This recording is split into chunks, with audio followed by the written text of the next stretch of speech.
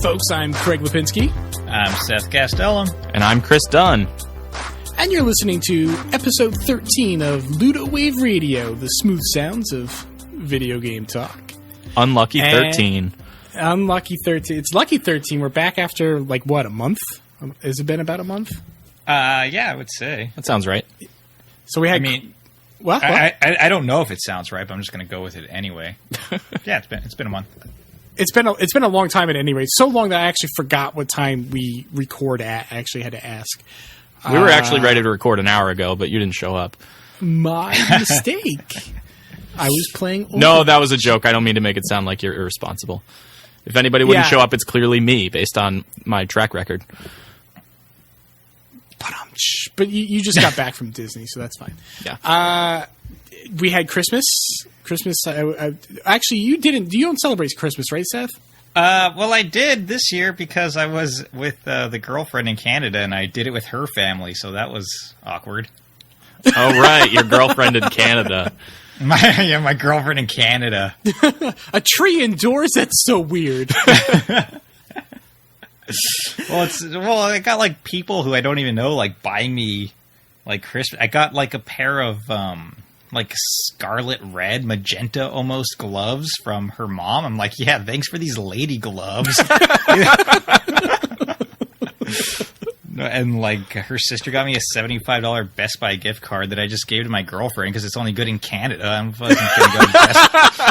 was gonna go Best Buy over there, so. $75 in Canada, that'll get you like half a game, right? Like almost one full price game, yeah. Almost, yeah. How much are they up there? Like $90? $80 plus tax. Holy fuck. My God. That's a lot of loonies and toonies. That's a lot of loonies and toonies. Yeah, so Christmas was dumb. But my girlfriend got me good stuff because she knows me better. I got like a... she got you brown manly gloves. She gave me some cool black gloves to wear while I was there, but she got me like That's awesome. 2 new pairs of gloves. A personal... I brought none No wonder of them you home. fucking hate Christmas. I brought none of the gloves, so she got me like a little personal-sized waffle maker, so I can make like one single waffle whenever I want. It's fantastic. I think I'm gonna hook it up like just next to my bed and make waffles in the morning. Tortillas, Seth. They're called tortillas. That sounds like a fire hazard. It's all right. Well, Christmas sucked. All right, this is why I don't do Christmas. I do it once. I do it for Because the you first get time bad in like gifts 10 and we years. make fun of you. Yes. I did it for like the first time in 10 years, and obviously it didn't go well.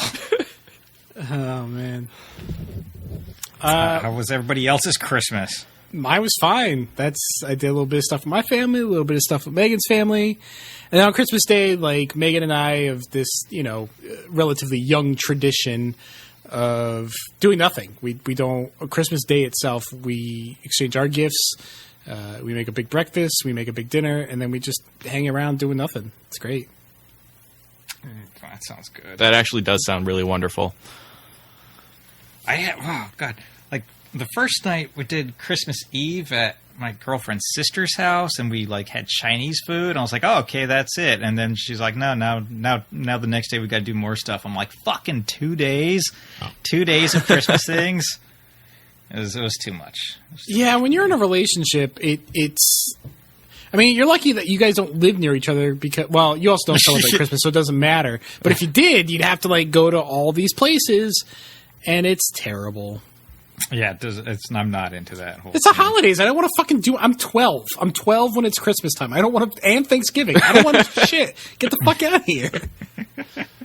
That's the benefit of living 1,000 miles away from your family. You don't have to deal with that crap.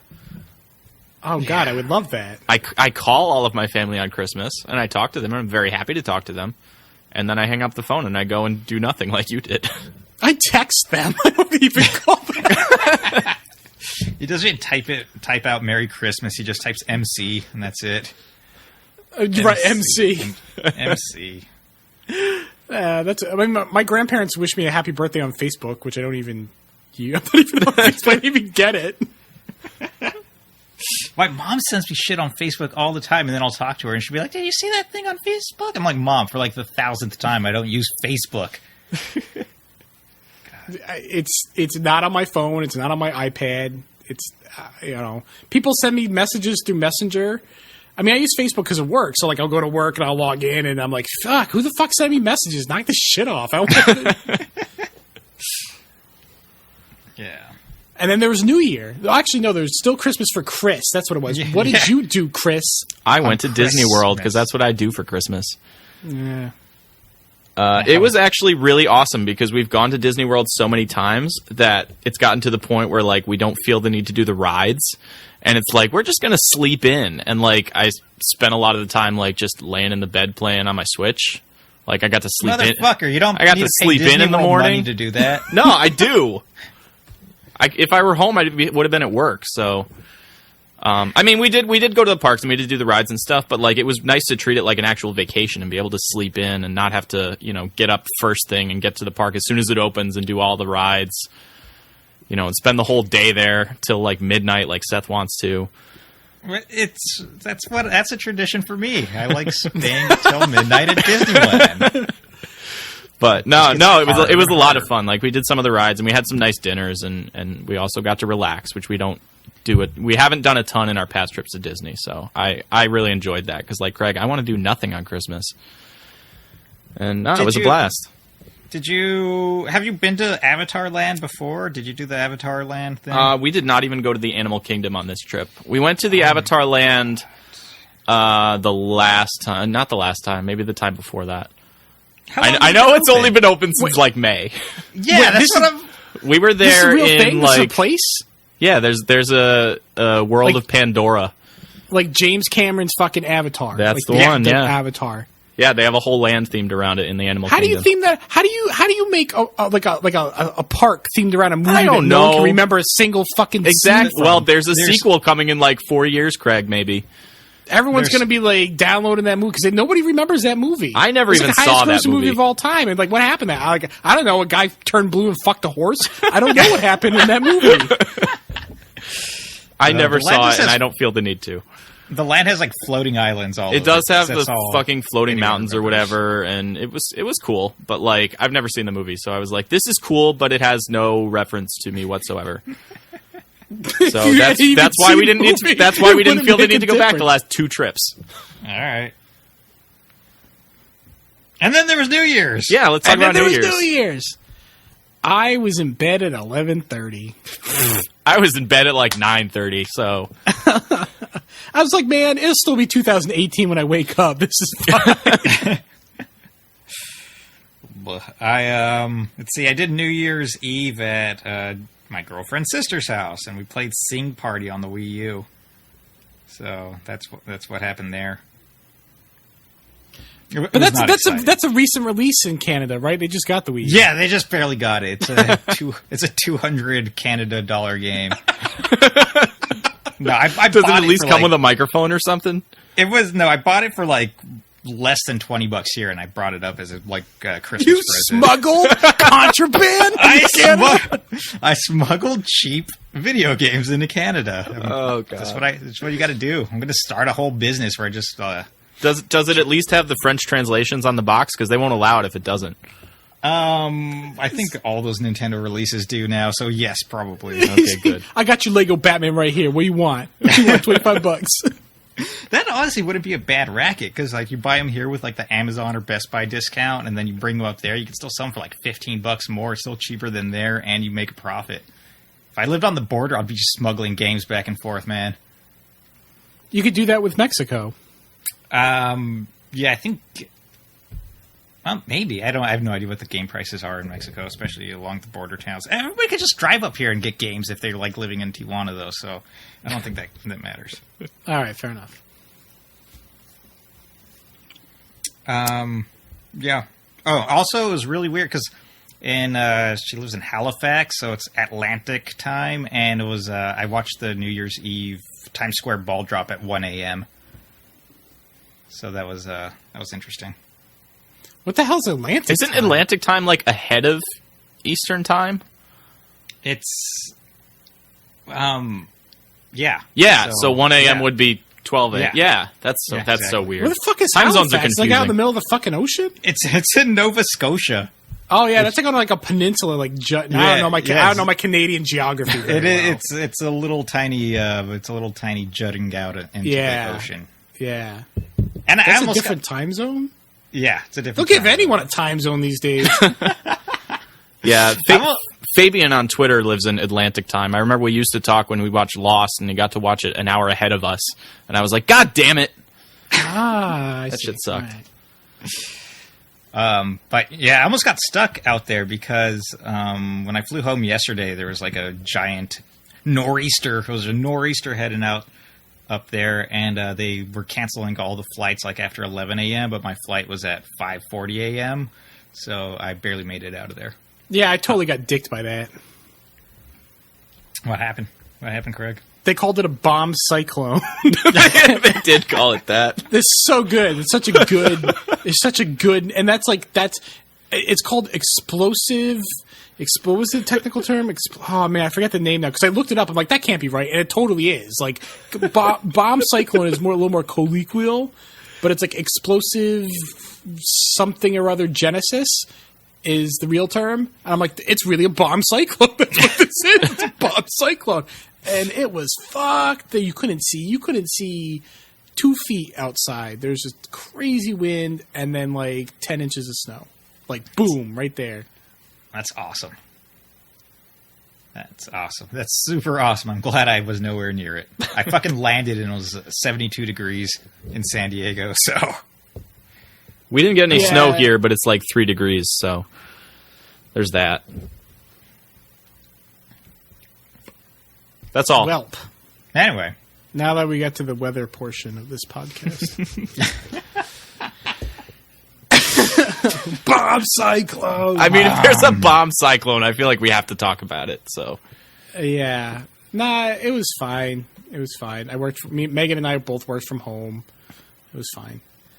I feel bad for people because we heard cars outside, and I'm like, that's some fucking poor kid going to fucking McDonald's to make $7 an hour. That's what that is. Yep. Yeah. And I'm like, that sucks. Yeah. So let's talk about some games. Because we haven't recorded in about a month. I've actually been playing a lot of stuff. I actually don't know what to talk about. I don't think I'll be playing a lot of Destiny anymore. Why is that, Craig? I'm a little. I don't think it's enough. I don't think vanilla Destiny 2 is very good. And I'm not going to take that away from the game. It was a good game. And if you had never played Destiny 1, you'd probably love it even more. But with the expansion coming out, and I'm playing the expansion, I'm like, this is just the same shit. And that would be fine if vanilla Destiny 2, if the expansion was more of vanilla Destiny 2, and vanilla Destiny 2 was something bigger and better than Destiny 1, that would have been fine. But the problem is Destiny 2 was basically the same thing as Destiny 1, so the expansion is basically the same thing as Destiny 1. I guess using the associative property. It was a sequel that introduced no new classes, no new powers, maybe a couple of new guns that no one uses, no new enemy types, and the story to the campaign really had no major impact on the overall Destiny mythos. I mean, the Travelers reawakened, but the villain, the story beats, they really have no impact on the story, on the overall arc. It almost, in those sorts of ways, it felt more like an expansion, like a refinement rather than a brand new numbered game. Because, I'm sitting, I'm thinking about, I'm playing this expansion, and I'm playing as my warlock, and I'm like, this is the same shit I've been doing for the past 3 years. Like the warlock has the same abilities. I'm using the same auto rifles. Like there's nothing new. This is not new. And on Twitter, when I realized that, I compared it to like buying. You have a cell phone. You have it for like 3 years, and you're ready to upgrade. And instead of getting the latest and greatest, you sort of half-ass your upgrade because you're like, well, it's still better than my 3-year-old phone, so I'll get this discount phone. And 6 months in, you realize, oh, I made a mistake. Because, yes, at that moment, it was better than my old phone, but it's not going to carry me through the contract term. I'm going to be frustrated with this in the long term. And that's kind of like Destiny 2. You got it, and you're like, wow, this is totally better than my old cell phone. And then after a period of time, after that honeymoon wears off, you're like, oh, this is not going to sustain itself for its life. It's just not, there's not enough there. And that's disappointing because I really enjoy Destiny. I'm really invested in that world and that game, and it just hit me that like they didn't do enough for the base game. You can't expand off something so slim with expansions. You know what I mean? Mm-hmm. That blows because I know you really played a lot of Destiny 1, and it seemed like you were pretty hot on Destiny 2 when you've talked about it on the podcast. So. I know I have a friend at work who put like 1,500 hours or something into Destiny 1 because he plays it every week, and it's like, you know, I can't fathom that, but you know, it's disappointing to hear that it sounds like Destiny 2 is not going to have the longevity that the first game did. My understanding is they've had a lot of drop off in users. Like the game sold really well, but in terms of like continued users, apparently there's been a huge drop off. Their event, they had a like a winter event called the Dawning, and it's like remix content. It's not really, it's neat. It's a little, you know, it's free. You don't pay any. It's not an expansion or anything like that. It's just a neat little thing. But they have Dawning gear, like armor and stuff like that, and ships, largely cosmetic, and they come from Dawning engrams, loot boxes.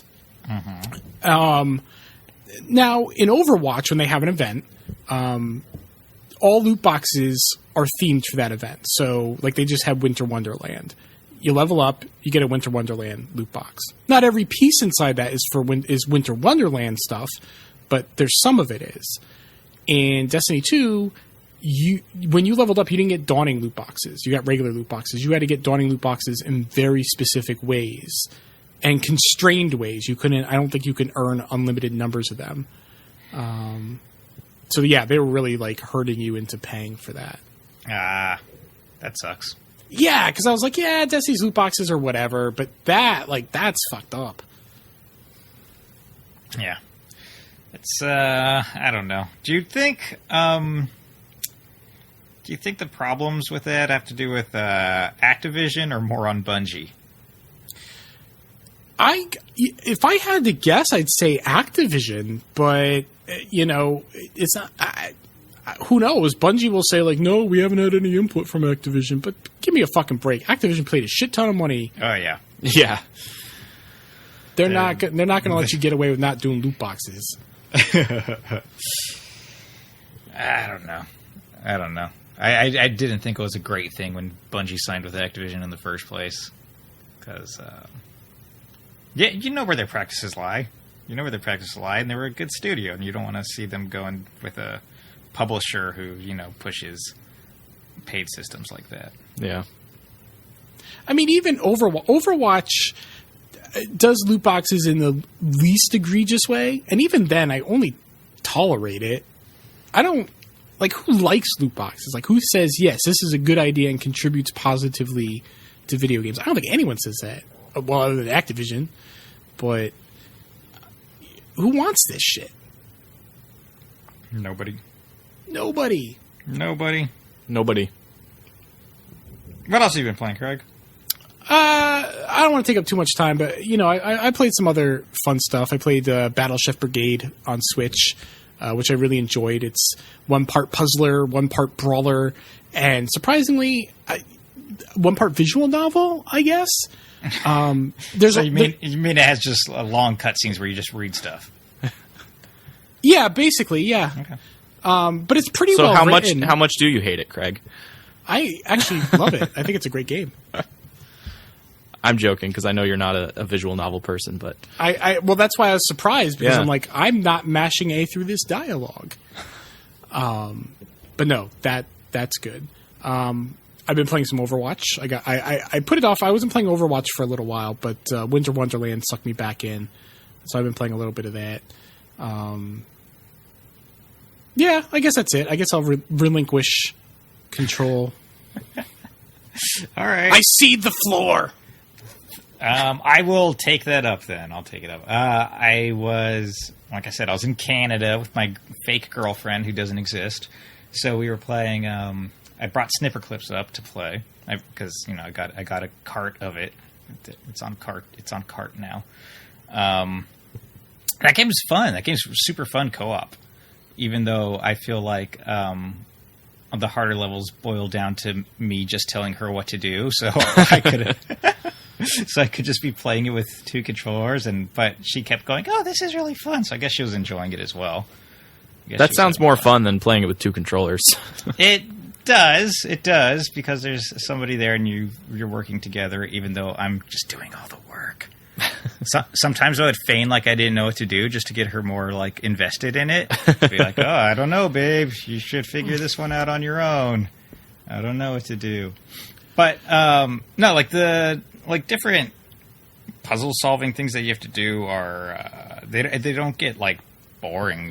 There's like tons of different stuff. Like there's the easier things, just like cutting out shapes out of yourselves and matching them into a dotted space to like make a little picture, or like cutting out construction paper to make a picture. Those are like the really easy ones. But then there's like hard ones where there's like a floating pink goo that follows certain paths, and you have to like block them from touching different things, or they'll scream and wake up.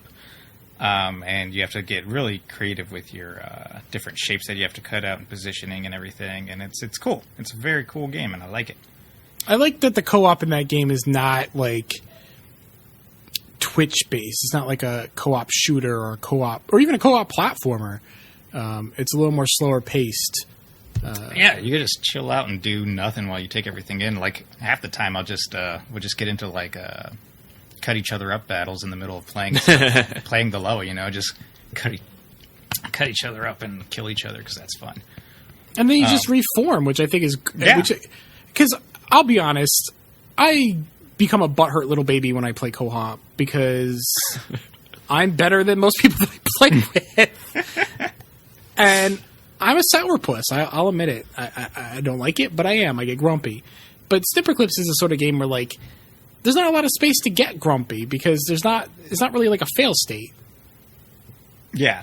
I feel like the only other co-op based puzzle game I played is Portal 2, but that's still very much twist-based and skill-based and everything, and there's very much room to get butthurt when whoever you're working with is not cooperating well. But yeah, I think Snipper Clips is like the only game I played where you could just like super relax and still feel like you're working together and just solve things at your own leisurely pace and feel like everybody's contributing, Yeah, it's very good in that way. So it's a cool fun game.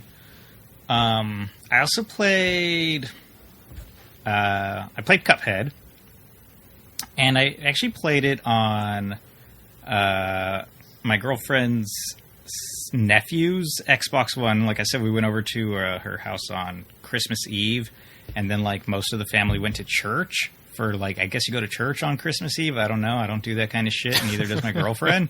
So we just chilled there, and I played his Xbox, and I like started up Cuphead, and it's super fun. It's the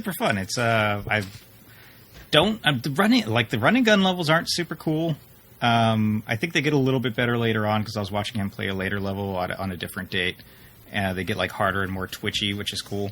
But the bosses are really fun, and I beat the first world and then like 3 levels in the second world in like 45 minutes to an hour that he was gone, and he came back and he's like, "Holy crap, you beat all these levels?" I was like, "Yeah."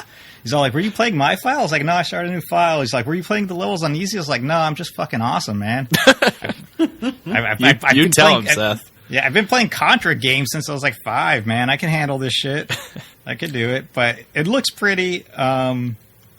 The levels are fun. Like, it's all very pattern-based and with tells that bosses give out, But it's a super fun, like, old-school feeling game with just a really cool art style.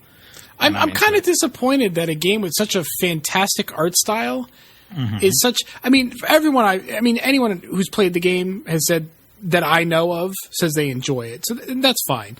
But like, I'm kind of disappointed. A game that's so unique looking is such a banal genre. Yeah. Do you know what I mean? Like, even if it is good, it's kind of like, that's all you came up with, this fantastic art style, and the most you can think of is just shooting shit. We got plenty of that. I feel like there hasn't been like a run and gun shooter this good since like the SNES era, though. Like, I feel like it's like Contra 3, Contra Hardcore type of bosses that are, you know, I feel like there hasn't been anything of that ilk that's this good in a long time. So I don't know. I think there's a place for it. I can appreciate that. It just seems like an awful waste of that art style. It's definitely a genre that not everybody's going to be into, and I mean, I don't care that there's. I mean, the genre is not. I mean, I'll play like Gunstar here. I mean, right. I play this genre, but like, it feels like, I don't know. Like, I just feel like you could have done something more with that. Like, it could have been like this really good run and gun game could exist, and then Cuphead's art style could exist as like two separate games and still be worthwhile. I would argue perhaps even more worthwhile, but that's, I don't know. It's probably like easier just to contain things to pattern-based bosses, so like the budget of the art doesn't get out of hand, you know? That makes sense. Because, you know, if you're doing like anything bigger than bosses with repeating patterns, you're fucking gonna be drawing for millions of hours. Right. That's a lot of frames. That's a good point. And I think it was like 2 dudes making the game, so I don't know if their budget could like even go for that. So, but I think it's good. I liked it a lot. Yeah, Cuphead looks gorgeous, and I would love to play it, but I'm not going to spend $200 for an Xbox One to play it. It's on Steam. I have a Mac, so it doesn't help me. All right. Well, you suck. Agreed.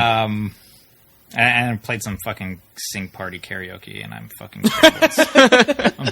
I'm so bad at singing. I'm so bad at singing. These fucking people, these Canadians kept trying to get me to sing songs, and they're all like polite about it. Like, hey Seth, you want to sing another song? I'm like, no man, I'm good. Oh, come on, buddy, it'll be fun. You just try harder. I'm like, no, stop being positive. I'm fucking horrible at singing. I'm gonna drink my Molson Ice, and that's it. Well, all right. Well, if you want to sing, just let me know. I'll stop in the middle of my song and let you play. Like. But oh fuck, it's a fun game. It's God, like I feel like it's more worthwhile just to get like fucking Rock Band and just play songs with only the microphone, because you just have like way more selection. This game has 50 songs, and there's like no way to like download anymore or anything, so you're just stuck with those 50 songs. And they cover a decent amount of genres. There's not really a lot of rock songs though. But like a lot of decades and whatever, and it's well presented and stuff. But I fucking hate singing, and there's not enough songs on it, especially not songs that I would be into. So you fucking hate singing, and you wish there were more songs to sing. Yes, like more. I feel like if there were like some grunge or punk songs or something, I could do better. But I can't sing. Okay, so you think you wish there were better songs. Or more songs more tailored to you. Yeah. Got it. I can't sing Tiffany or fucking Lady Gaga. That sounds fun, actually. It's fun to try. Well, we had like a Call Me Maybe is on there, and we had like a Call Me Maybe off where we all my karaoke. That sounds awesome, actually. We all did the song like back to back and compared scores and everything. And I actually I had to sing that song falsetto, so it would like even recognize that I was anywhere near the fucking like the pitch. And but it was fun. It was fun. We all played. I sing it falsetto even when I'm in the bar. Why the fuck not? Who's gonna stop me? I mean, you're already up on stage singing karaoke. Like, how much more can you embarrass yourself? There's no stage. I actually get tipsy and dance around the bar, which totally unnerves. It's not even karaoke night. He just goes around singing the song. This is just a good Tuesday. Point. Yeah, that's right. Yeah. And I've been playing a bunch of Battlefront 2 too, and I really like this game.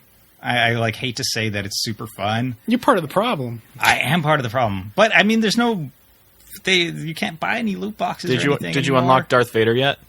Yeah, I've unlocked all the heroes. Yeah. Nah. Yeah, it didn't take that long. Oh, so what are people bitching about then? It took it took like a week maybe, but that's not that long. That doesn't sound that bad. You're going to continue playing. No. Yeah. It wasn't that. Well, I mean, because it was going to be bad, but they changed a bunch of the shit like right after release, like 2 days after release. They cut off the loot boxes and they upped the money you get. So it's not that the star cards are still a problem though, because people with better star cards have better advantages and stuff. But other than the star card problem, the rest of the game is like okay now. I feel like, and they also released like a bunch of free content and everything. So I'm okay with it. I'm okay with it at this point. But if they open that shit back up to paying, I'm not gonna fucking pay anything. I'm not gonna spend any money. And if the balance gets worse instead of better, they definitely still need to do tweaks to balancing because of the star cards and everything. If the balancing gets worse, I'm fucking out of there because it's like barely right now. It's barely where I could put up with it. And that's it for me. What about you, Christopher? All right. I have been playing the Champions Ballad DLC for Breath of the Wild, which has some good and some bad.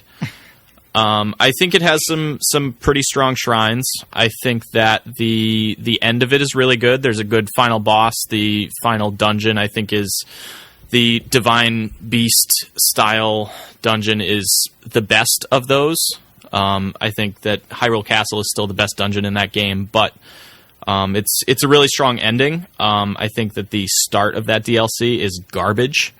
It's so bad. I fucking hated it. Yeah, you get this one-hit kill item that you have to use to kill all these dudes on the Great Plateau and unlock some shrines, but you also die in one hit, which is not a good way to reintroduce yourself to that game. Like, I haven't played Breath of the Wild since, I don't know, April or May or whenever I finished it. I dabbled a little bit when the first DLC came out and got, some of the special items and stuff, but, I haven't been playing it regularly. And to jump back in and say, oh, well, you have to die, you have to do this mission where you die in one hit, that does not make a good first impression for that DLC. What's frustrating about that is that it adds on to like the first DLC pack where the primary components of that were the hard mode and then the Master Sword trials. Mm-hmm. And so it just makes it feel like so much of this DLC is designed around brutalizing the player. Like even the quote unquote story-based DLC just punches you in the mouth as soon as you start it up. Yeah. And that's frustrating. That's not what I'm looking for. I accepted the fact that there was part of that, that was in the first pack, and most of the first pack wasn't for me because that's not what I was looking for. But then I started the story one, and then I get that shit. There's one of those, because you have to do 4 shrines on the plateau. Because it's not just these enemies you have to kill. That's fine, because you can abuse saving to get through that. And then you can still use your runes and your bow and arrow. Mm-hmm. So that's and you can use like the special Majora's Mask and your stealth and all that stuff to avoid them. Right, exactly. There was one of the shrines in there. Man, it was Pee-wee's Funhouse of fucking horrors. It was ridiculous. It was like a gauntlet of spikes and conveyor belts, and you die in one hit. And that one is garbage. It was so bad. And you can't save in a shrine. So even if you make it through, I think there's like 5 rooms. Yeah. If you make it through 3 of them and save and then die in the 4th room, too bad, so sad, back to the beginning of the shrine for you. Yep, that one really, really pissed me off. I think there are a lot of strong shrines. I shouldn't say a lot. I mean, the DLC is not that huge, but there are some good shrines later on in the meat of the DLC. Once you get past the one-hit kill stuff. But I mean, for me, I was hoping for and this is maybe mismanaged expectations. I mean, it doesn't help that Nintendo didn't show anything about this DLC for a long time. They said it's story DLC, and that's about all they said. So I was hoping for a new area or something. Because to me, the best part of Breath of the Wild was exploring the world. And once you get past the one-hit kill stuff, it puts markers on your map that you just fast travel to and go and, you do some missions to unlock new shrines, and that's not as interesting to me. The shrines are good, but exploring the world is what made it fun, what made that game fun to me. So the DLC is for the majority not bad, but it's not necessarily what I wanted. And I think it would have probably been better if it was part. I don't want to say it should have been part of the original game, but if I were playing it alongside the majority of the game, and I'm finding these shrines along with all the other shrines, I think I would have enjoyed it more.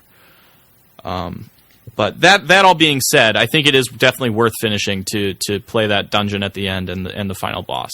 So even if you're not feeling it right now, Craig, I definitely recommend finishing it out. Yeah, I didn't see it through. I'm like, I really want that motorcycle, but this is not great. Yeah, the motorcycle is cool. I've been driving around and actually going out and getting some Korok seeds. They see these people on Twitter who are like, I have 700 Korok seeds, or I found all the Korok seeds. Dude, I don't even have like 100 yet because I haven't given a shit. But like the DLC, the best part of the DLC, I would say, is that it's gotten me back into the game. I'm going and finding some Korok seeds and finding the DLC armor and stuff like that. Honestly, I've enjoyed that stuff more than the quote-unquote story DLC. So, where does this take place, like, within the story of the game? Is it... Because I haven't played it, so I have no idea. It takes place after you finish the 4 Divine Beasts. Okay. So you actually can't play this content until you have finished those, which I think on the one hand does give them the opportunity to make some of these shrines more difficult, because they're not available right from the start, like literally everything else in the game. But that said, it's still not quite what I was looking for coming back after having not played it for so long. Because most people who are coming to this, having defeated the 4 Divine Beasts and whatever, have played so much of the game probably a long time ago, at least at this point. Hopefully people who are buying the game from here on out will maybe pick this DLC up sooner and play it alongside the rest of the game, because again, I think I would enjoy it more that way. But there's some strong content in it, but I think it's kind of less than the sum of its parts, if that makes sense. Do you guys want to know a secret? I stopped playing after I beat 3 Divine Beasts. I never even finished. I didn't finish Breath of the Wild. Oh, where's the end call button? I did not want to know that secret, Seth. You didn't give us the chance to answer. Get out of here. I'm sorry. I got burned out. On it. I did too much exploring and side questing, I think, and I was like, Too much? What does that mean? Like 150 hours? That is a lot. That is more than I have played the game. All right, see it. I've only beat 3 beasts. I have beaten all 4 beasts and gotten all the shrines, although I feel like there's still a lot more I can do, a lot of side quests and stuff. Actually, I've been kind of wanting to go and do like the master trials and upgrade all my armor and stuff. And part of me is like, I want to go and just start the game over and play it again. Jeez, but I haven't done that yet. So there are some good parts of the DLC, and it's definitely worth playing, but it's not what I hoped it would be. So is that the last DLC pack, or is there one more? I can't remember if it was 2 or 3. It was 2 in the season pass or expansion pass or whatever it was called. Okay, so there has been speculation that there will be more, but this is all we know of so far. I think they said that they're not doing any more. Did they say that? They did, but I mean, they can always renege on that. But yeah. They did say that this is it, and they're already working on the next Zelda. Okay. Honestly, I'm fine with that. After like I said, DLC was not everything I hoped it would be. So. Yeah, I'm just disappointed. So much of it was centered around difficulty, as if that's the only way, to add more to this game. That just seems. Go ahead. No, well, it bumps me out because like Mario and Rabbids did the same thing, where like the DLC was just all like extra hard missions and stuff, and I was not looking for that, Yeah, just because I played 120 hours of Breath of the Wild, which admittedly does not match up to Seth's 150, but doesn't mean all I want is more challenge. So, I feel like the game as it is for me anyway appropriately challenging. I totally agree. If other people want it harder, that's fine. I'm fine with some of that content being designed around players who want that greater challenge. That's fine. It's not for me. It doesn't have to be. Mm-hmm. But like so much of like the meaty content is built around that, because like getting like the armor and stuff is just scavenger hunt. It's just like you get a riddle and you go to the place and then there's the chest and you get a new piece of goofy armor. Yeah. That's it. There's such a wide gulf between that. It's like shitty scavenger hunt and then really, really difficult like shrines or whatever. Like Right. that's it. Like that's all. That's what the content is there. Yeah. Yeah. So that's the Champion's Ballad. The other thing I've been playing this week is Blossom Tales: The Sleeping King, which is Not the Zelda ripoff. not Zelda for sure. No, it's totally a Zelda ripoff. I played that too. But that's okay. I actually really like it. You know, it is very much a 2D Zelda clone. And if it were just that, you know, I think it'd be good enough. I'd still like it. But what I really like is the like Princess Bride style grandfather narrating the game. It really adds like just a little special something.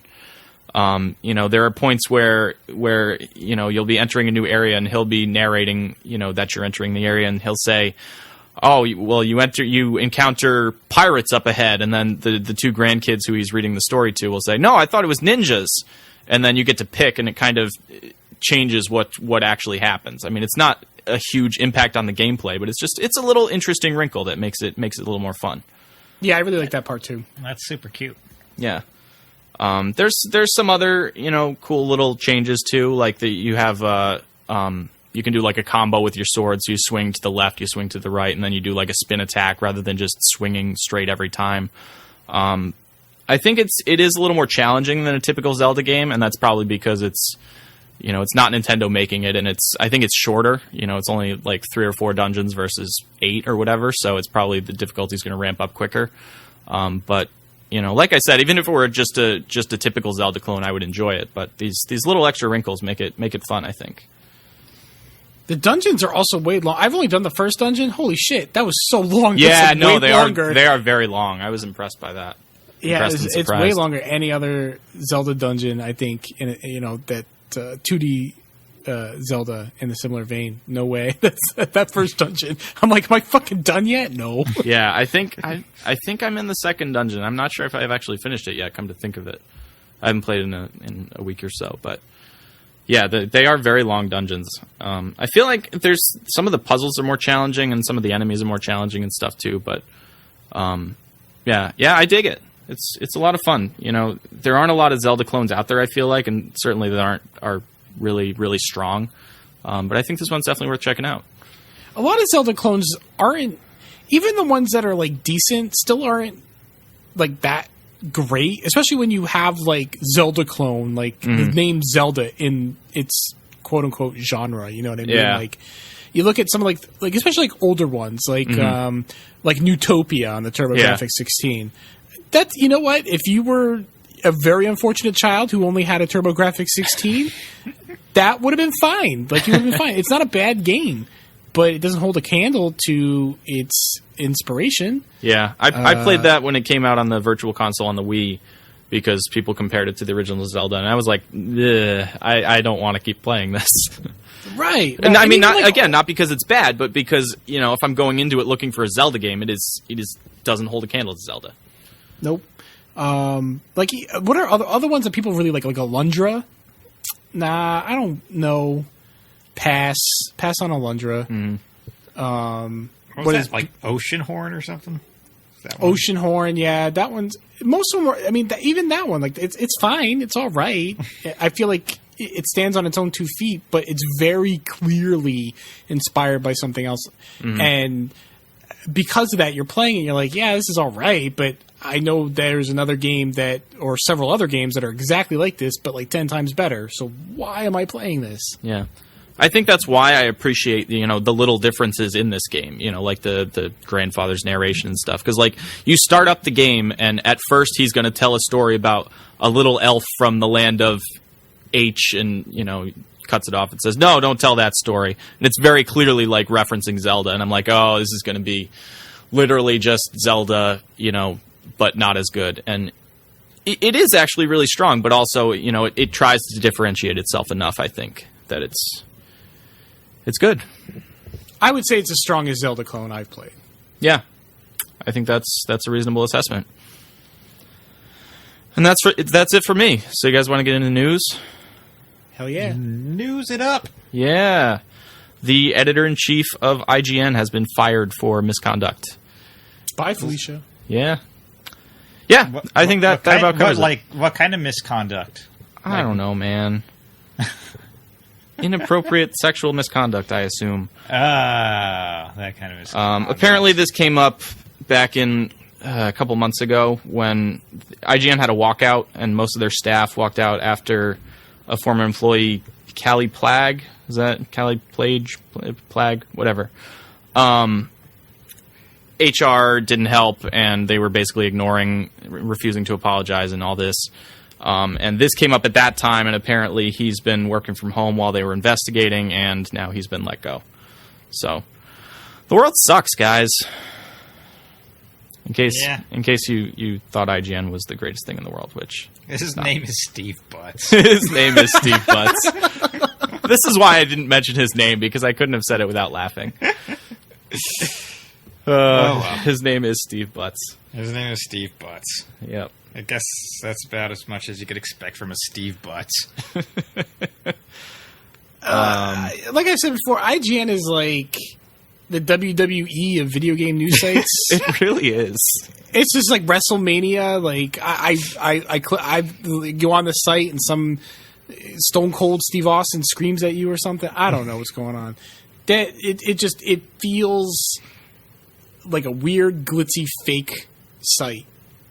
But I'm it's glad Butts. that Steve Butts. Butts.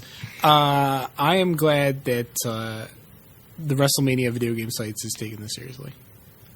Yeah, I totally agree, and I think they got into hot water because they weren't taking things seriously. And I mean, it sucks when places like this have to rubber band and go hard because they didn't go hard on things like this. But if the end result is that they are taking it seriously, that's a good thing.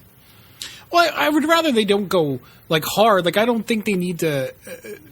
I mean, I guess in some ways, yes, they have to send a statement, but the statement should be proportionate to what they're stating about, if that makes sense. Yeah.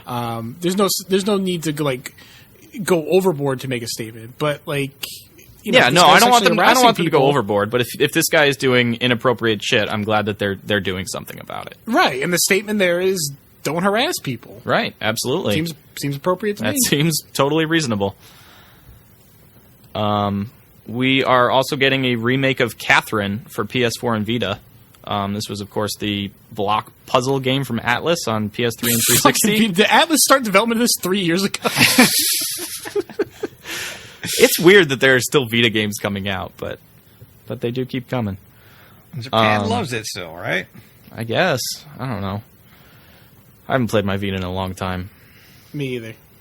It's going to have new difficulty levels, new mechanics in some of the puzzles, online battles, which seems weird, but okay. No, that's cool. Apparently there's a competitive scene. Yeah, every once in a while, at fighting game tournaments, they'll just bust out Catherine and do some Catherining. It's really fun to watch. All right. I had no idea that was the thing. I stand corrected.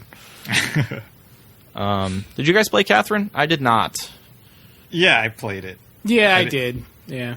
Yeah, it was. I liked it. I didn't finish it, but it was fun. It was all right. Yeah. All right. It seems an interesting choice for a remake, but whatever.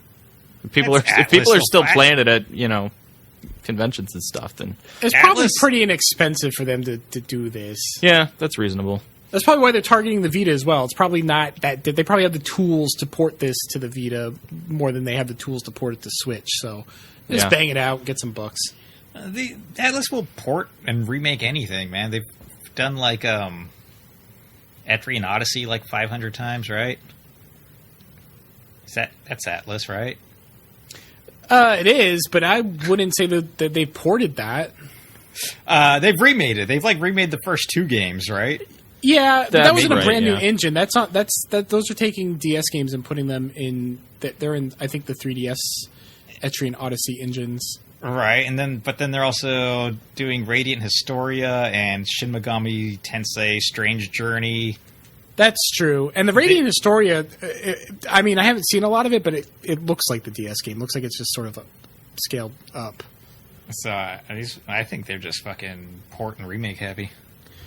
They got Soul Hackers on the 3DS. Yeah. Well, that's a Saturn game, right? Yeah. Yeah. They'll do anything. No, but I think it's fun. I think it's a fun game. I have no idea what they're going to do with this third character, but which may or may not be transgender. May or may not be. Who knows? They're hinting that it is. Yeah, and people are worried they're not going to do that well, but they probably won't. This is Atlas and it's Japan. They're not going to handle it well. That's you can bet your bottom dollar on that. All right. Yeah, absolutely. All right. What else? What else we got? And the Switch has sold a buttload. I think we've talked about this before. The Switch selling a buttload, but it continues to sell a buttload. It's still selling buttloads. There's a buttloads Steve of Switches. Buttload. It's the fastest selling system in the U.S. Right? Yeah, sold 4.8 million in the 10 months it's been on the market, which makes it faster selling than the Wii, which is really impressive. Yeah. Yep. It's a good system. It's I wouldn't say it's gimmick free. Obviously, it has its gimmicks, but I think the where its horsepower and its gimmicks meet, where that intersection is, I think it speaks to a lot of different people, and not just the quote unquote soccer moms that bought the Wii. It's. I think it's just gimmicks that are actually useful. I mean, gimmicks are gimmicks, but when they're good, then people respond positively to them. Well, what I'm saying is that Nintendo's gimmicks tend to come at a cost of horsepower. Okay. They invest it more in the gimmick than they do the horsepower, and that was true with the Wii. That was true with the Wii U. It's true with the 3DS, the DS. That's just what they do, and some people don't like that. That's fine.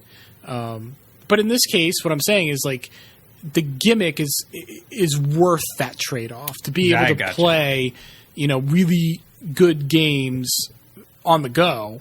Mm-hmm. Yeah. You're not playing this latest Assassin's Creed. You haven't been able to do that on a Nintendo system in a long time, well, maybe ever. Now that I think about it, but you're still playing some good, competent games on your Nintendo console, and then you can pick that console up and go somewhere else. Yeah. Yeah. I mean, you could play, a game as big as Breath of the Wild on the go, and that's like crazy amazing, right? I know. So, yeah, no, it's a good system. And for me, personally, just on a personal level, it makes ports of older games, say like last gen, or 7th gen, 360, PS3, more interesting. Mm-hmm. Because, as we all know, I'm really into handhelds, and that transforms the game in a way that is very appealing to me. So like something like Skyrim, I played 60 hours of it on the Switch. I didn't play that much of it on 360. And then there's rumors, I don't know how much weight they have, but there's rumors that GTA 5 may come to the Switch. Yeah, I'd probably buy that again. I actually didn't really care for GTA 5.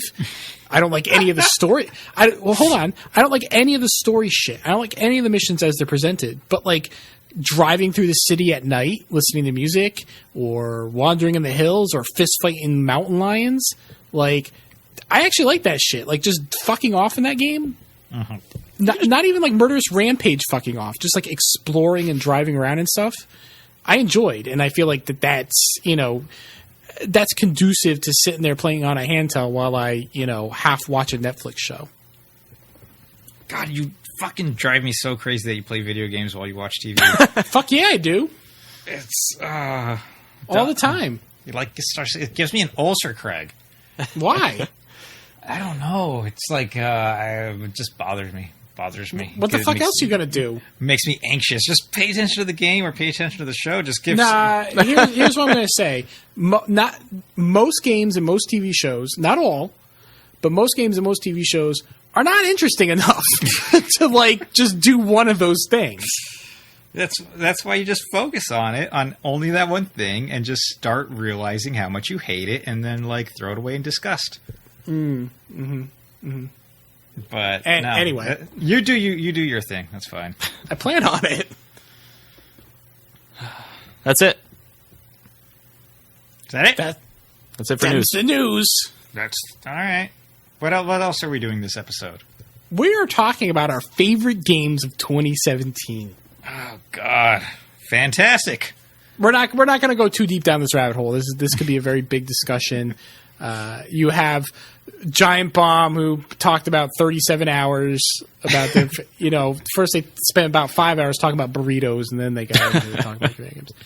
I used to really like the Giant Bomb cast, but I don't have time for that shit anymore. I could actually. That was literally why I stopped listening to it, because it was 20 minutes into the podcast and they was talking about fucking burritos, and I'm like, fuck this. This is not the Taco Bell podcast. I'm not listening to this. Wait, there's a Taco Bell podcast?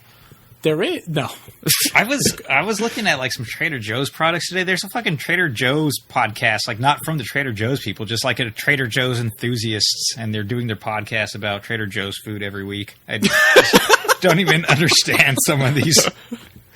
They probably have more listeners than us too. But. That's the funny thing. That is true. They almost certainly have more listeners than us. Yeah. People fucking love their Trader Joe's, man. It's good. Yeah. I like it, but I'm not that crazy about Trader Joe's. Man, get their milk chocolate covered dried fruit. It is so fucking good. It's like in the candy sections in those little rounded squared plastic things. Have you introduced your girlfriend to Trader Joe's? I don't think they have Trader Joe's up there. She makes me fucking bring her Trader Joe's shit every time I go up there. I you think should be a guest on the podcast. half my bag was Trader Joe's. I barely had enough room for clothes in there. just smuggling so much shit. Anyways, he's got firearms and crippling depression in his luggage. He's like, here, greetings from America.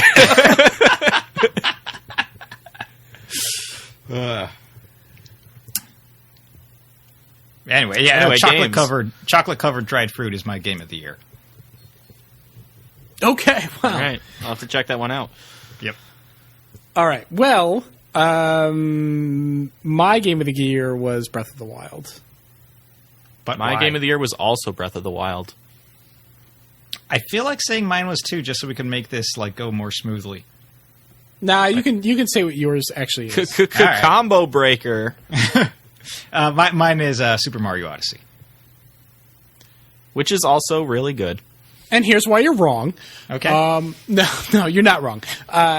No, Breath of the Wild, I think is probably my favorite game of all time, not just this year. I'm a little hesitant to say that. Usually, I don't rush to that conclusion. Majora's Mask has been my favorite game for a very long time, and nothing else has honestly come close for me. But Breath of the Wild thematically draws up a lot of the same feelings that Majora's Mask does. I like Majora's Mask because there is that overwhelming feeling of dread. It's very different from a lot of Zelda games, and it communicates that anxiety very well. And Breath of the Wild does basically the same kind of anxiety that Majora's Mask does. Like, oh, the world's going to end because Calamity Ganon can break free at any time. He's going to kill us. That's it. We're just living out our last days. But that stands on top of the anxiety of Calamity Ganon rooting their shit just 100 years ago. So they're like, man, everything was bad 100 years ago, and it's going to be bad again. And so it's like they're just sandwiched in between these two terrible things. They take it all. A lot of them take it in stride, though, man. They're they're kind of just living with it. They're not. Well, you could say the same thing about Majora's Mask. Some of them are upset about it, but the other guy's like, yeah, whatever. I'm going to build this tower. But I feel like there's more people who are very much like the postman, for example, is very, very anxious about the whole end of the world. Yes, he is. Yes, and he plus is. You have that whole meeting in the mayor's office. Yeah. No, that's true. But what I like is that there's those pockets of hope in between that overwhelming feeling of dread. Majora's Mask had the Anju and Cafe side quest, and here I would say Terrytown is the comparison. Right. I think, that's fantastic. I like how both games handle having that oppressive element visually represented in the game, letting you know that shit is terrible and everything's going to be bad. You have the moon in Majora's Mask, and you have that the Calamity Ganon swirling around Hyrule Castle, just always visible in the game world. And I don't know, like I feel like those things just really permeate those two games very well. Even the music in Breath of the Wild, I think, really just complements that. Like the sparse music and then the occasional like piano chord, that somber piano music that kicks in occasionally. Oh man, I fucking love it. It's so good. People complain about the music. Oh no way. That sparse music, I think, just totally heightens that mood. And then occasionally you see these memories. The memories make me sad, man. You find those memories, and it's like everyone in them is dead. All your friends are dead. You're just a naked, amnesic guy who wakes up in a cave, and all your friends are fucking dead. Yeah, basically any of the ones where you meet the champions and stuff, and they're all like your buddies, and then you're like, oh, they're dead now, and you're talking to their relatives. Yeah, that's pretty sad. And the game handles it so well. I mean, I don't know if it's intentional. I assume it's intentional, but I don't know if other people catch on to it. But like, you're watching this memory. It's a totally voiced cutscene. It's your friends, and then it stops, and then it fades back to Link, and Link's just standing there in an empty field, and then the wind blows by, and then that piano chord kicks in. Like it just handles like it's just conveying that sense of emptiness now. It does that very well. And of course, I'm just talking about the game thematically, but like mechanically, oh my god, just how all those systems interact with each other. That game is fucking phenomenal. That game totally respects the player in ways that honestly a Zelda game has not in a very long time, much less any other video game. It just felt good to play and strike out on your own. It gave you the tools and the encouragement to not just tackle the situations that it presents to you in different ways, but just tackle the game world in general in any way that you want. It's like honestly like the closest the game has felt to like the original Legend of Zelda, or like games back in the day where you just, you're just fucking thrown into the world and left to your own devices and have to figure stuff out, but not as archaic. Like there's enough to guide you in the right direction, sort of figure out what to do. And it's just handled so well. It's handled very well. Right. And unlike the original Zelda, I mean, you can go anywhere and you're not going the wrong way. Like in the original Zelda, there was a sequence that you had to do the dungeons in. I mean, you could do them out of order, but if you didn't have the raft, you're not going to get to level 4. Whereas in Breath of the Wild, you're encouraged to go anywhere. You can go anywhere, and you should go anywhere. You can go to the Zora dungeon first, you can go to the Gerudo dungeon first, or you can go to the Goron dungeon first. It doesn't matter. That's what really speaks to me about Breath of the Wild is that likeness to the original Zelda, that willingness to go anywhere, that sense of discovery that you never know what's going to be around the corner, but you're not. That's exactly where you're supposed to go because you can go anywhere you want. I'm a huge fan of Zelda. I enjoyed Skyward Sword. I enjoyed Twilight Princess. But, to me, I've been waiting for that game that captures that sense of exploration, that sense of discovery, that ability to go anywhere of the original Zelda. And this really nails it. And it's wonderful. It's so good. Like, there were moments when I was playing, like, the original Zelda when I was a kid where you wander off. You're not going to a dungeon. You go in some far-flung corner of the map. And the enemies are stronger than you are. And you kind of, I don't know about you, but I would get this momentary feeling like I'm not supposed to be here. Like almost like panic. Like where am I? Like any screen with a bunch of Lionels on it was just terrifying. Yeah. You're not even quite sure how you got there. And you're not sure how to get back. And it's just sort of like the sense of like, it's just a feeling of panic. Yep. And Breath of the Wild, I remember when Breath of the Wild gave me that exact feeling. Like that was, I was in the Lanayru Promenade, and I'm just surrounded by these ruins. I got these tall cliffs up above me, and the clouds are passing overhead, and it's just like, it's got like this hazy, like mid-afternoon kind of like shadows casting across the ground because of the clouds. And there's no music. It's just the sound of my footsteps, and I can see a couple like Lizalfos like swimming in the water. And I'm like, for the first time in a Zelda game in a very long time, I have no idea where I am. I'm in a fucking canyon walking along some ruins.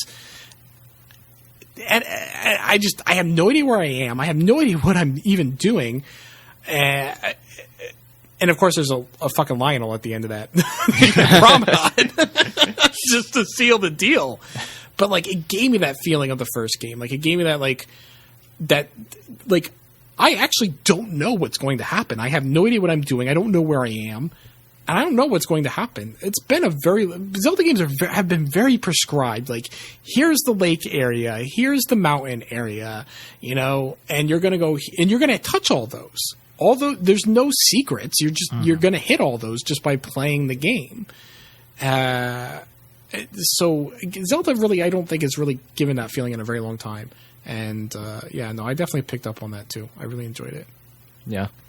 One of the things I really appreciated about that is, you mentioned that there's the promenade and you don't know how you got there. You don't know what this place is.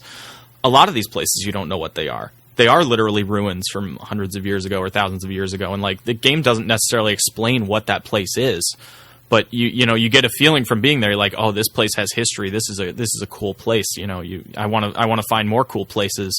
And it doesn't necessarily matter. It doesn't matter if, King Zora 15 whatever built it. That doesn't matter. It's just, this is a really cool place that feels like it belongs in this world. And just exploring the world and finding those places and not knowing where you're going to end up next, and that feeling of panic and feeling of dread and feeling of I don't know what's going to happen is just incredible in that game. The planning to this game had to have been a fucking headache, and it's like amazing that it even came together as well as it did, because there's just so many different places you could spread out to and get lost in, or just so many different ways, and like just trying to figure out how to subtly guide the player to a point, a mark, like of a divine beast or something. I feel like very, very, very few companies would have been able to pull a game like this off. I read that their development tools were like in the game, and they actually would leave messages for each other. I saw that. Yeah, I think I saw that too. Mm-hmm. But the level design is very clever, and they talked about that as well. Where they designed triangles and things that poke out from behind the triangles, and that makes a lot of sense. Actually, I think they did that. They've been doing that as early as Twilight Princess, because I did a video a while back on YouTube where I talked about Twilight Princess, where I spoke about one of the few things I did appreciate about the game was its quote unquote level design, and I couldn't really articulate it then what Nintendo was doing, but if you play Twilight Princess, there is this sort of same sort of philosophy in terms of designing rolling hills and then things poking out behind the hills to encourage you to go, over or around that hill to see what's over there. Mm-hmm. And to see that, that really be fully implemented in Breath of the Wild and see it work so well. And that's exactly what we did. We made hills, and then you go on the other side of the hill. That's the level design. they, and it works. It works phenomenally well. All right.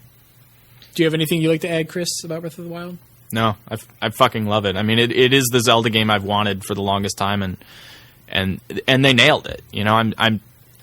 I wanted a game like this where you could go anywhere, like the original Zelda, and I'm impressed that we got it, and I'm even more impressed that it works as well as it does. But the weapons break too much.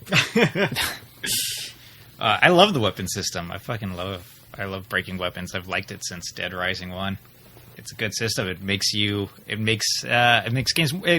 playthroughs more spontaneous, and you need to be aware of things. It makes you try new things, and it's a good system. People are dumb. I generally don't like it, but it doesn't bother me in Breath of the Wild. It's really only a problem early on when your shitty weapons break after 2 strikes. Right. But that's sort of the whole point behind having shitty weapons, they're supposed to break. But later in the game, you have so many inventory slots, and I had to drop good weapons. I'm well, don't need this giant flaming sword because I have so many of them. Yeah, like I said, I've collected less than 100 Korok seeds, and I'm still having to drop weapons. I don't have a ton of slots. I mean, but I have enough slots. And you could still go out there and get a ton more slots, and I don't need them because I already have enough weapons. It's not my favorite system, but I don't think it's an issue. I think it functions just fine. I think it adds another layer to the game rather than detracting. Should I talk about Mario Odyssey? Please do. Yeah. All right, so it's not like the big revolutionary marriage of old and new systems into something super awesome and fun that Breath of the Wild is.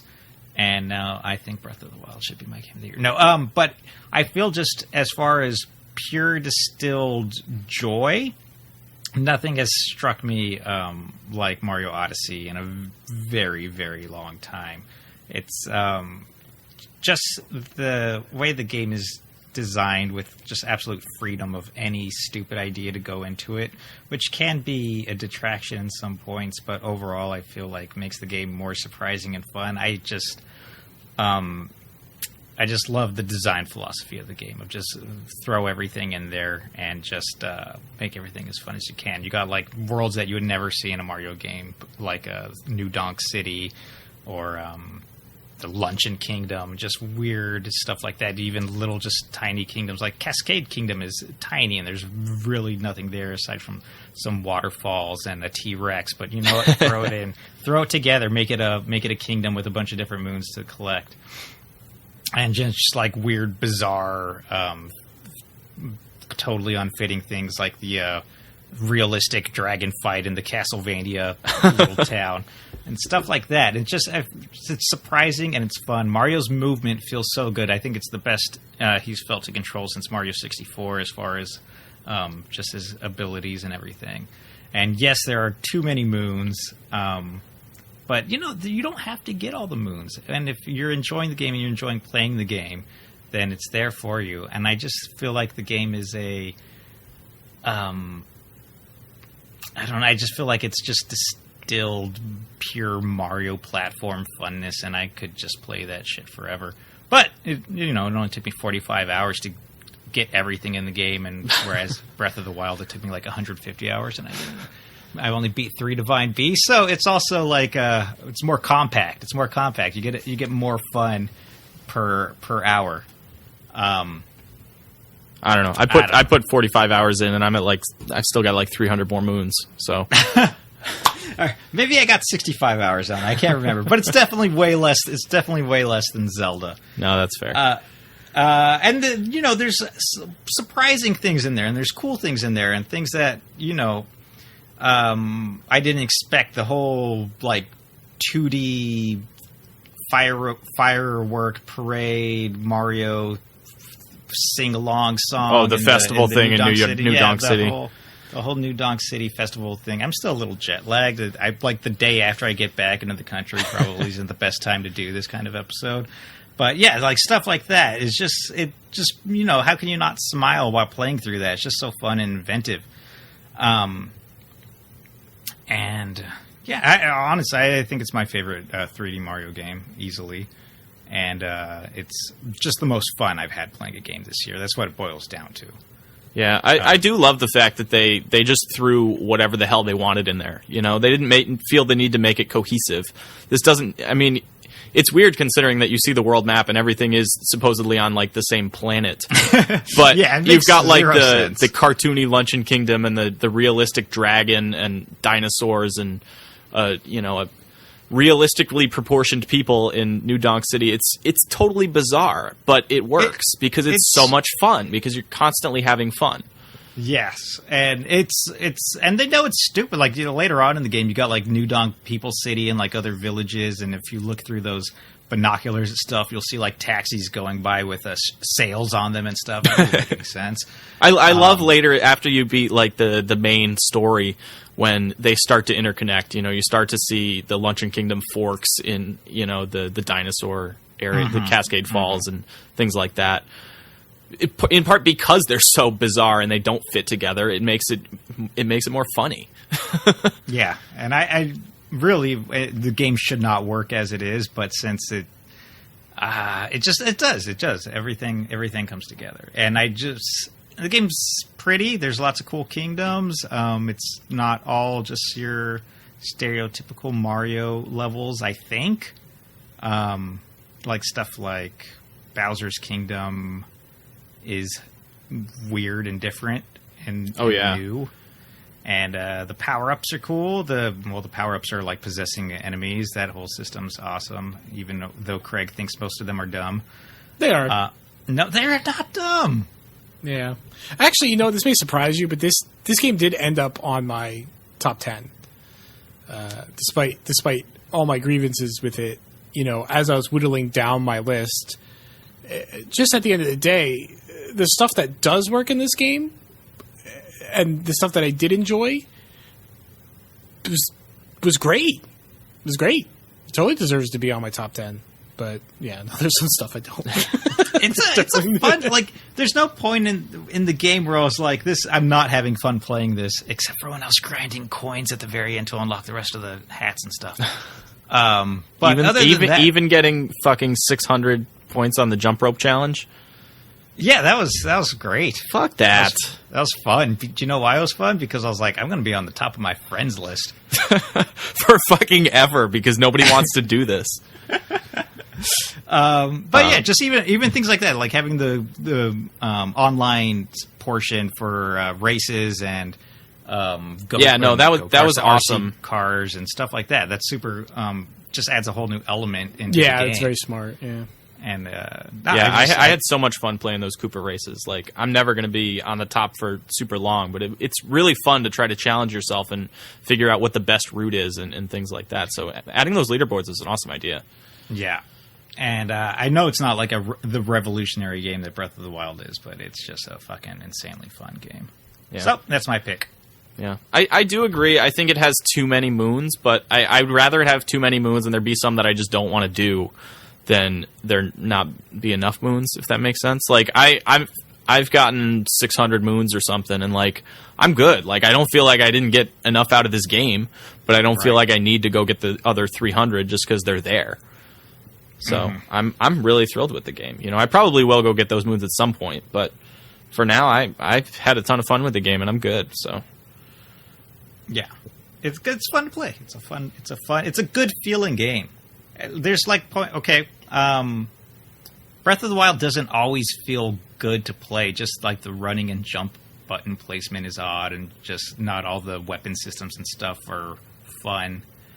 To go through, like, I gotta discard my shield, gotta go into my thing and just drop it, or stuff like that. It's not it just doesn't feel as good to control.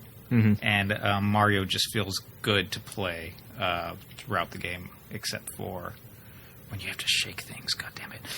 I just countered my own argument, but the motion controls are garbage in that game. But for the most part, you don't have to use them all that often. No. Which does not excuse the fact that they're garbage, but I mean the moment to moment gameplay, like, it's constantly, you're just having a blast, and you're right, there is nothing where it's like, I have to go into a menu and change this. It's like, if you want to capture that enemy, throw your hat, you've captured the enemy. You don't want to be captured anymore, you press the button and you're not anymore, and you can go do whatever other moon you want to get, and it's constantly fun. There is no moment, I feel like, where you're not having fun unless you're doing the stupid jump rope challenge. But and Mario's skill set allows for advanced gameplay in there too. Like, there's several moons I got in completely the wrong way. There's one in the what is the Soda Beach level called? I don't even remember. Anyways, the Soda Beach world. Mm-hmm. There's different moons in the game where you have to travel through a painting to get to, and that's quote unquote the only way. And the Soda Beach one connects to Bowser's Castle level, and you're supposed to travel from Bowser's Castle through the painting and then end up on a cliff super high up in the Soda Beach level. But I got that by possessing one of the Jetstream bad guys that shit out a jet of water, and you can fly around with them. And I flew over to one of the water bottle fountains that's spraying water up into the big thing in the middle of the level, and so I refilled on there, and then I was able to get extra super high, and then I was able to get up on that cliff. And once I was up on that cliff, I was like, oh, that's not even how I'm supposed to get up here. But it's different stuff like that just adds a whole new element. Yeah, there were definitely some points where I did that, where I'm like, oh, how the fuck am I going to get up there? And I wall jump off of this and bounce off of that, and it's like, oh, I was really just supposed to press that switch and some stairs would appear. Yeah. Or whatever it was. And it's like, I did this way more complex thing than I needed to.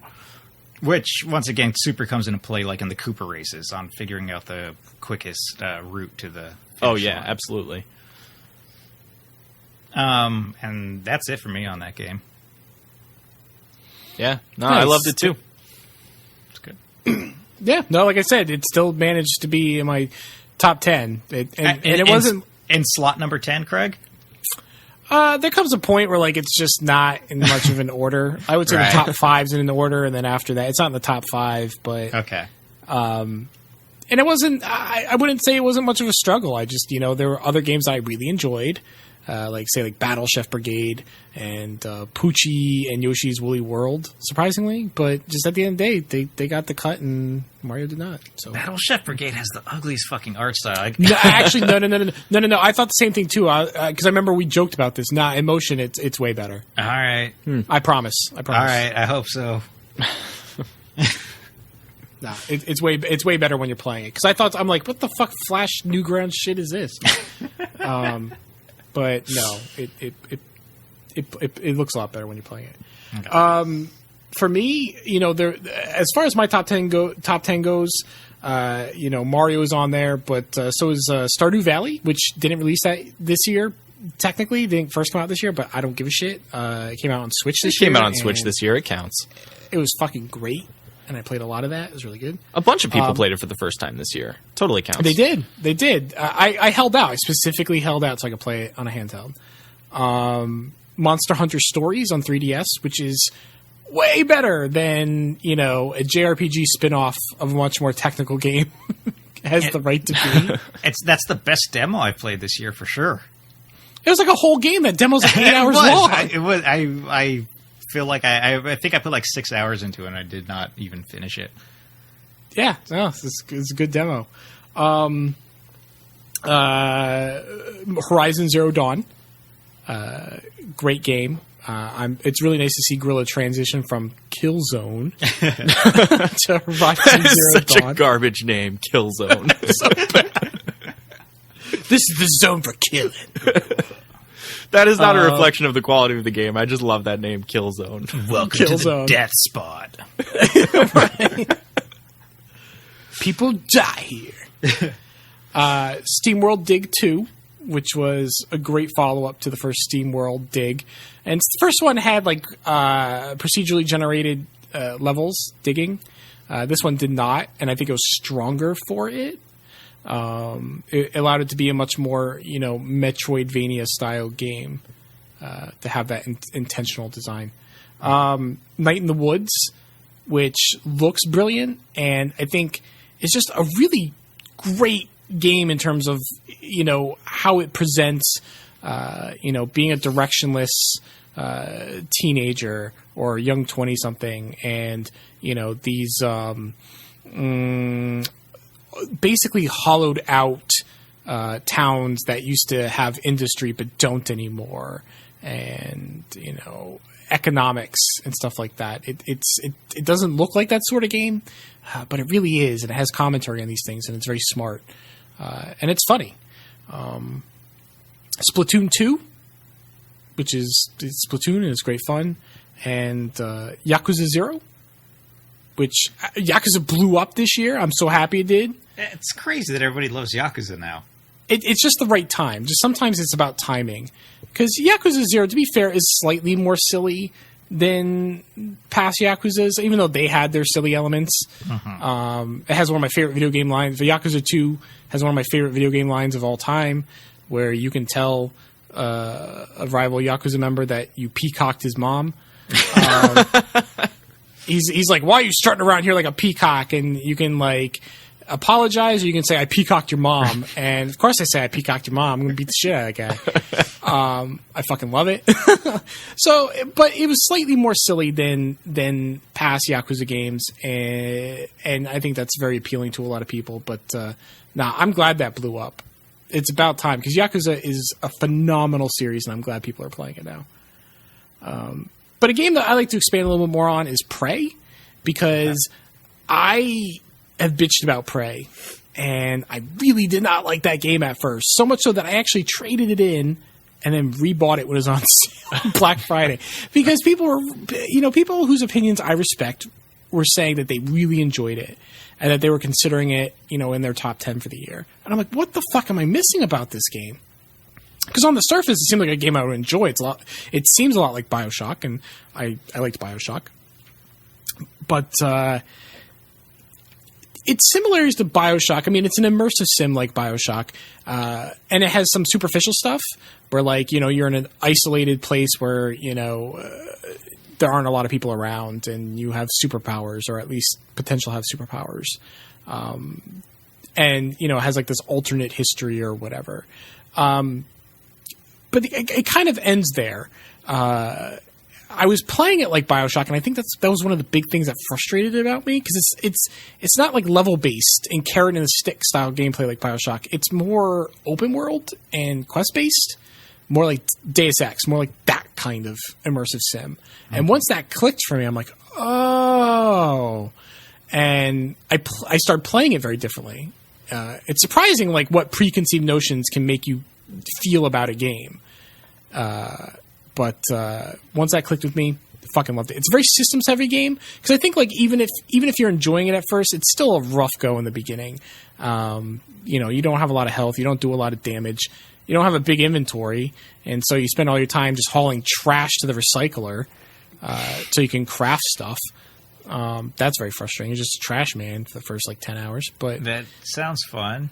No, it's not. And combat never gets good. Combat is not great in this game. Well, at least it has that in common with BioShock. Yeah, no, it's very similar, actually. No, that's true. That's true. It has the same feeling, actually. But a lot of the other stuff is so strong. Once you can actually dig in, once the systems start presenting themselves and you can see how they interact, and you're able to utilize that stuff and exploit them and explore them, the game really shines. I mean, the kind of freedom you have in this game is just not the kind you have in other immersive sims. Like, you can take all your weapons and dump them into the recycler. Like, you can walk. The game does nothing to safeguard you from yourself. It's got some really good writing. Like, just some of, like, it. Another problem it has is that it just takes too long to get to side characters, because there are living characters that are still on the space station, and it takes way too long before you get there, before you meet these people, which is a shame, because a lot of them are well written. The parts of their lives that you can peek in on, it's just really good. Just some of the romance that you get to peek in on. A lot of the characters are playing like this Dungeons and Dragons game, so you find like their character sheets and some audio recordings of them playing. Like, you eventually even come across the room that they played in, and it's just fantastic world building in that game. Yeah. That is what I've heard, and it sounds really awesome, and, like, I'd like to check it out, but I ain't got 25 hours to play until it gets good. Like, come on. I'm old. It's not, well, it's not that, to be fair, it's not that long. But to be fair, it does take a little while. I think if someone sets you up and tells you it's more like Deus Ex and not like BioShock, and combat's not great, and it's going to take a little while before the systems in this game feel like something that you can actually use, as long as you understand that, I feel like you're better prepared. Me, I was just like, why is this game stupid? And like, what's going on? That's a great critical assessment. Prepared. Why is this game stupid? Right, that's me. I'm just wandering around this space station. Why are you stupid? And the mimics. The mimics are one of the greatest enemies in a game. I talked about this, I think, last episode. Just mimics are so good. The other enemies suck. They're stupid. It makes them really smart. It's really good design. But just me 180 on a game. I've never had this kind of, like, turnaround on a game. Sometimes I don't like a game, and then I play a little more. I'm like, yeah, it's all right. And sometimes I'm like, I love a game, and then after 10 years goes by, you're like, yeah, this didn't age well. But I've never had a complete about face for a game like this before. It's a great game. Awesome. I'm going to check it out at some point. I'll get it, Craig. All right. Get it for you. But I used to drop JRPGs because they were fucking boring for like 5 hours before they got good, so maybe not. And I don't blame people for doing that. I mean, sometimes it depends on your outlook, and it depends on the game. I mean, sometimes other mediums are not. They don't immediately dump you into the action either, but they also don't expect 5 hours of nothing either. So I don't necessarily expect the game to knock my socks off the minute I put it in, but maybe it needs something. I honestly feel like I haven't played enough like games that came out this year to make any sort of.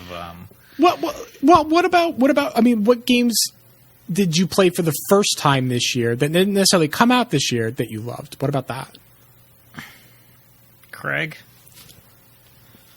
I would tell you if I Seth, you can just say I was in Canada. I didn't have time to come up with a list. That's what I was getting to. I was going to do it a lot more eloquently, Chris.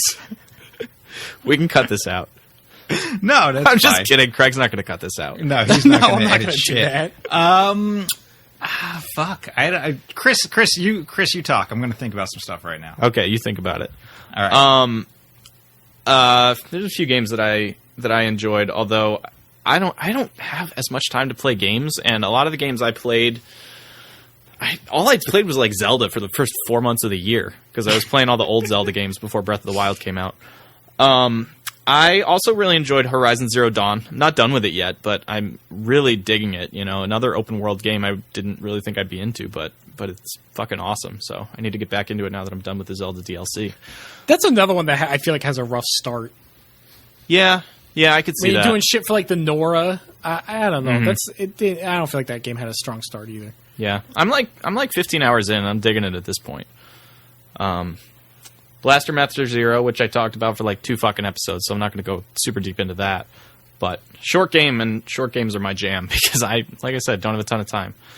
Mario plus Rabbids, I was really surprised by because people were comparing it to XCOM, and like I've never played XCOM, and I'm not big into strategy and stuff, but that game was way better than I expected it to be, based on my knowledge of strategy games and the fact that it's a Mario plus Rabbids game.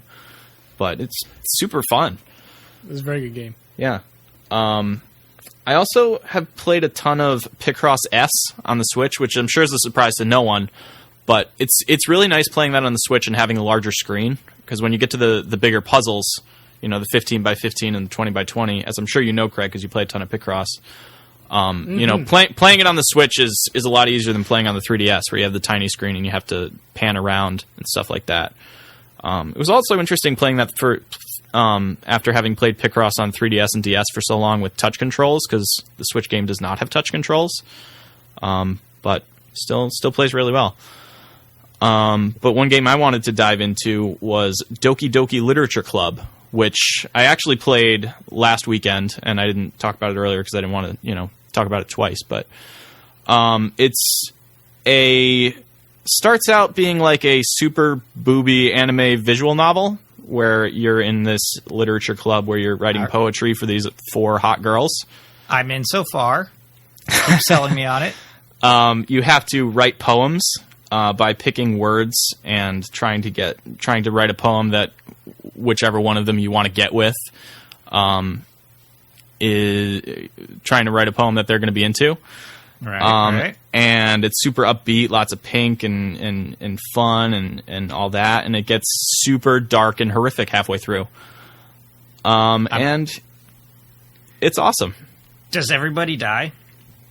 I'm not going to spoil what happens, but it goes like some really dark places. Right. It goes to some dark places like character-wise. It goes to some dark places like it's really disturbing. Like it's character stuff. It's like it does some stuff that you expect from a visual novel. Like the text gets weird, the music gets weird and stuff. I don't want to really go into spoilers, but it does some cool fourth wall breaking stuff. It's really unsettling in a way that I don't normally expect from a horror game. Like, you look at something like Resident Evil, and I wouldn't feel bad giving that to like a 10-year-old or a 12-year-old or whatever, because they're like, oh, I'm going to shoot zombies. This is not a game to give to a child. But it's part of it is that it has this twist, and it's like you're not expecting it because it starts so bright and it's got cheery music and stuff. But it's also that the execution is really good. You know, all the dark stuff, it slowly builds up to it, and it really feels like it belongs in this game, even though it's a twist, if that makes any sense. And it does some really, really unique stuff that, you know, I was talking about it on Twitter, and somebody said, "Oh, I'll play it when it comes to Switch," and it does some cool stuff that I'm not going to say it couldn't be done on a console, but I don't think it would. And I don't think it would be the same game if they didn't do some of this stuff. So I heard, I think, Patrick Klepek talk about it on Waypoint, and I was like, all right, I'll check this out because I'm into, you know, visual novels. And was it one of the 100 episodes they released over Christmas break? I think it was actually, yeah. There's so many fucking many of those. I'm like, holy fuck, have some fucking chill, guys. The game is free. It is free, yeah. It's available on Steam, or you can go to their website, and you should. I think you should check it out, Seth. I know you're, you know, into visual novels, or at least open to visual novels. So, well, some other dude I know who likes these types of games was also talking it up a lot. So I think I'm definitely going to check this out. How long does it take to beat? Just a few hours. I played it Saturday and Sunday. I mean, maybe like 5 or 6 hours. Okay, yeah. So you could beat it in a day if you really commit to it. All right. But yeah, I mean, I was hugely surprised by it, but I really dug it. Like, it came out of nowhere for me, and it really made an impact. So definitely one of my favorite games of the year. Oh, the other dude who I was talking about, I just remembered. He's Peter. He did one episode with us of the TV and Less podcast. Remember Peter? Oh yeah, it does seem like a game that's up Peter's alley. Yeah, it's right up Peter's alley. Who? He was there once. No, that was a joke. I remember Peter vaguely. Peter also told me he hated Prey, so. Right. Oh yeah, I saw that. You guys got into it on Facebook. I don't think we really got into it. No, you didn't get into it, but he was pretty clear that he did not care for Prey. He did not care for Prey. Yeah, that's it for me. All right, I remembered games I liked. Hey Pikmin was surprisingly one of my favorite games this year, just because it was so upbeat and cheery and easygoing, and I was super into it. It was a good game. That was a lot better than I thought it was going to be, too. Yep. Samus Returns gets on my list because it was fun just to have another 2D Samus, even if there was some design choices that I was not particularly fond of, such as countering everything. But I think the game was still super fun despite that. I was really hoping this would be one of my favorite games of the year, and I don't think it was. You know, I enjoyed it. I think it was a solid game, but it was, I don't know. It didn't stick with me the way a lot of Metroid games do. Yeah, if we did a top like 15, it'd probably get in there. Top 20, definitely. Mm-hmm. But it was good, but not my top 10 either. And even though it didn't come out this year, but I played it for the first time this year, Corpse Party for the Nintendo 3DS is probably one of the most fucked up games I've ever played, and it's so good. It's so disturbingly good. I'm like, Chris talking about Doki Doki Literature Club actually is what reminded me of it, and I'm interested to see if it's more fucked up than Corpse Party, because Corpse Party is by far just the most gruesome shit I've ever played in my entire life, even though it looks like a cute Super Nintendo game. It is. Yeah, it's messed up. There is some gruesome stuff in Doki Doki Literature Club, but the bigger stuff is just like there's some just like unsettling stuff, some stuff that just like creeps you out, and it's like, why is it this way? But there's also gruesome shit too. So I think that'll be a fun little comparison. And I'm gonna Star Wars Battlefront 2. Don't tell anybody. It's such a fucking fun game to play. Don't worry, we won't put this on the internet. Thank you. I'm that's gonna round out my list, and of course, Breath of the Wild. We already talked about that. I want to point out that Destiny was not on my list. What? Did you guys not, like you guys heard me do my top. I rattled off 10 games. That you Destiny did was on there. Yeah. Destiny was not there. Mario and Rabbids. Mario and Rabbids was super fun too. That was a really good game. Yeah. It was a good year for games. I kind of wish I had more opportunities to play smaller. Like, I played indie games, like, on Switch or on PlayStation 4. I did play indie games, but, like, indie games are in a weird spot now where, like, they don't feel like the indie games of, like, 10 years ago. They tend to be bigger, more expensive, and get a lot more buzz. Mm-hmm. So it doesn't really feel like you're digging that deep. Those are all good things. Don't get me wrong. but it doesn't. It's not quite the same sense of like discovery for me as a player. So I think like this year I'd like to fuck around more stuff like on like itch.io or something. You know? Yeah, I do know. I'm a bit limited because I don't have Windows, and a lot of like these, really good indie games that hit like Steam. The one dude who made it, he's not putting on Mac OS. So. Why don't you dudes like run Boot Camp or Wine or whatever? For me personally, I tried to do it. I've tried to run Windows on my Mac. First of all, my Mac is like 5 or 6 years old, and it barely runs the Mac OS. So I'm not putting Windows on it. But what happened is that I tried to I partitioned it, and then I ran Boot Camp, and it got mad at me. It said I need to reformat the disk before I did this, and I'm like, well, fuck you! I'm not erasing everything just to run fucking Windows. I don't think that's normal. My understanding is that that's not normally how it operates. It just was like, oops, something's weird. I'm should delete everything then. And I was like, nah, I'm not doing that. So, that's fine. And Chris's excuse is that he's too lazy. I tried Wine once, and the Mac app, that is, not just Wine. And it didn't go well. I don't know if my computer's too old or whatever, but I had trouble getting the whatever the fuck I was trying to play on it to work. So I never tried again. It's kind of like the Xbox One, except Windows has more games. But like, it's just too much of a hassle for me to like give a shit. I got so much to play on the stuff that I actually use to like fight with something else. It's just not worth it. Yeah. Well, that's the other thing too. Like, I'm making this list of my favorite games of the year, and there's a bunch of games I bought and haven't played, or I haven't played enough of. Like Golf Story, I played for like an hour, and I haven't played enough to say whether it would make my list or not. Oxenfree, I bought on the Switch and haven't played at all yet. So I'm gonna install something so I can play more games. Like, I'm not playing the games I already have.